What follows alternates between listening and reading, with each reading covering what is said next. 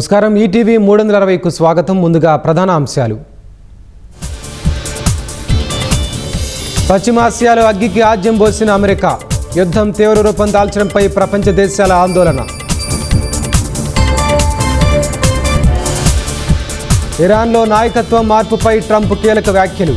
దేశాన్ని గొప్పగా తీర్చిదిద్దలేని వారు అవసరమా అని ప్రశ్న. ఇరాన్ భవిష్యత్తు కార్యాచరణపై సర్వత్రా ఉత్కంఠ. యుద్ధ గమనంపై చైనా రష్యా నిర్ణయాలు ప్రభావం. సింగయ్య మృతి కేసులో A2గా మాజీ సీఎం జగన్. నేరం నిరూపణ అయితే జీవిత ఖైదుకు అవకాశం.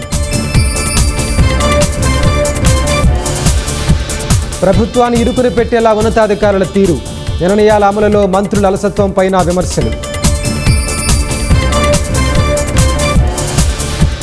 నెల్లూరు జిల్లా పంటపాలెంలో వైసీపీ మూకల ఘాతుకం. టీడీపీ కార్యకర్త శ్యామరెడ్డిపై కత్తులతో దాడి.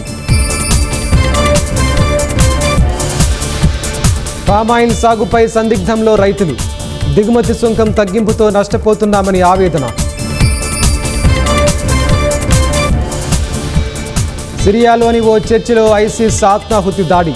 20 మంది మృతి, 52 మందికి గాయాలు.